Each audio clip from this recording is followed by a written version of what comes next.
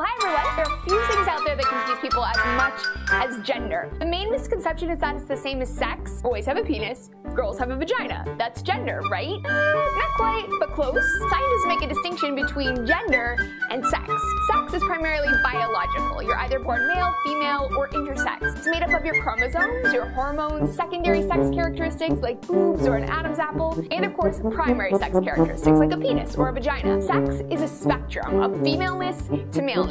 Anyone who doesn't fall neatly into male or female is intersex, but that's a different video. Gender, on the other hand, is determined by your culture. Gender is made up of things like gender roles that are assigned to you based on your sex, expectations of how you should act or the things that you should like based on whether you're a boy or a girl, and legal status, how you express yourself, how you see and identify yourself. In the United States, we have two official genders, man and woman, but in other parts of the world, like Thailand and Indonesia, there are 3 genders, 4 genders, even 5. For instance, Bisu refers to being all genders in Sulawesi, Indonesia. Ultimately, they've just expanded the number of social categories that people can identify with. And back here in the States, feminists and activists have been moving society to think outside the box. Push that gender binary. Why should man or woman be our only options, and why should you get a say in it? There has been some progress. Last year, Facebook changed their gender identity terms from 2 to 51. Let's go over some of the most common ones. Transgender is the most common gender minority. So for instance, someone may have born with a vagina or XX chromosomes, but identifies as a boy. About 1% of the population is estimated to be transgender.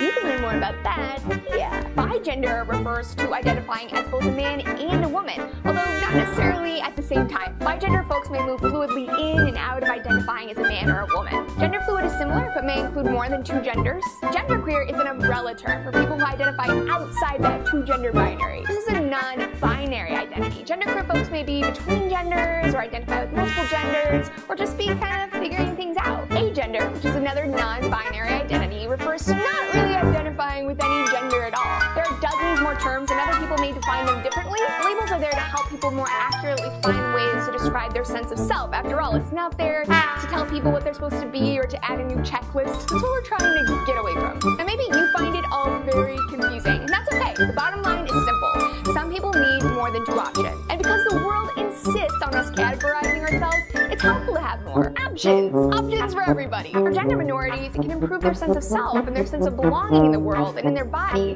which is why it's really important to respect someone's gender identity and use their pronouns. The gender binary is deeply embedded in our language, so if you're unsure whether to refer to someone as he or she, just use they. It may also tell you, especially if you ask respectfully and privately, what their pronouns are. Now, if you're questioning